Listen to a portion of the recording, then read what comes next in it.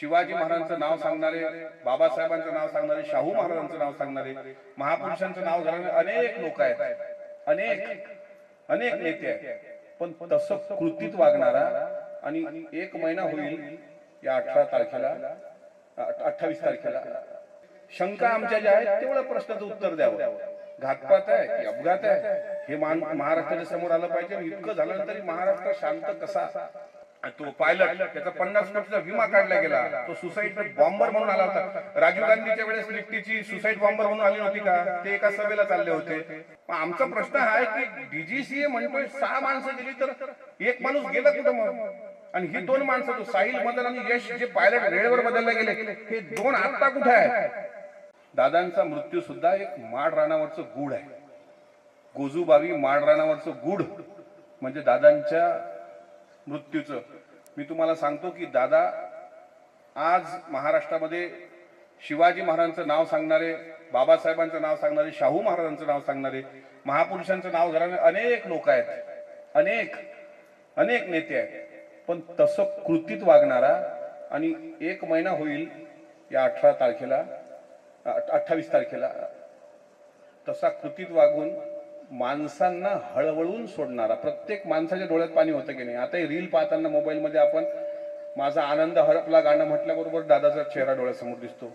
अगदी छत्रपती शिवाजी महाराजांना साजेसा महाराष्ट्र उभं करण्याचा संकल्प ज्या माणसाचा होता, किंवा महाराष्ट्राला शिवविचाराचा न मिळालेला मुख्यमंत्री म्हणून दादांची जी नोंद करावी वाटते, असे आदरणीय दादा महाराष्ट्रात नसणं आणि दादांच्या इतक्या अपघाती मृत्यूनंतर सुद्धा ते घातपात आहे की ऍक्सिडेंट आहे, जर कोणी म्हणत असेल ना की अपघात आहे तर त्यानं सिद्ध करून दाखवावा, नाही तर घातपात कसा, त्याची शंका आमच्या ज्या आहेत तेवढ्या प्रश्नाचं उत्तर द्यावं. घातपात आहे की अपघात आहे हे महाराष्ट्राच्या समोर आलं पाहिजे. आणि इतकं झाल्यानंतर महाराष्ट्र शांत कसा? मी सर्व आमच्या पक्षाच्या आमदारांना विनंती केली की एक पत्र प्रधानमंत्र्यांना लिहू, आपण स्वतः विमानानं जाऊ. अरे तो पायलट जो मेलाय कपूर, ज्याची ड्रंकची हिस्ट्री होती, 3दा सस्पेंड होता VSR कंपनीचा, तो पायलट, त्याचा 50 कोटीचा विमा काढला गेला, तो सुसाईड बॉम्बर म्हणून आला होता. राजीव गांधीच्या वेळेस लिफ्टीची सुसाईड बॉम्बर म्हणून आली नव्हती का? ते एका सभेला चालले होते. त्यांना सांगितलं जवळच्या लोकांनी की राजीवजी जाऊ नका, आता खूप वेळ झाला. ते म्हणले नाही, लोक वाट पाहत असतील, आपण गेलो पाहिजे. एक महिला येते, त्यांना हार घालते, पाया लागते, तिथं बॉम्ब फुटतो आणि धडाधड छातीच्या चिंधळ्या होऊन जातात. तसा हा सुसाईड बॉम्बर नसेल. कुठं आहे कपूर? त्याची बायको पोहोचली ते 3ऱ्या दिवशी की माझा नवरा जिवंत आहे.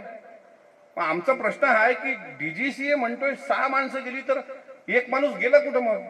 आणि ही 2 माणसं, तो साहिल मदन आणि यश, जे पायलट वेळेवर बदलले गेले, हे 2 आता कुठे आहेत?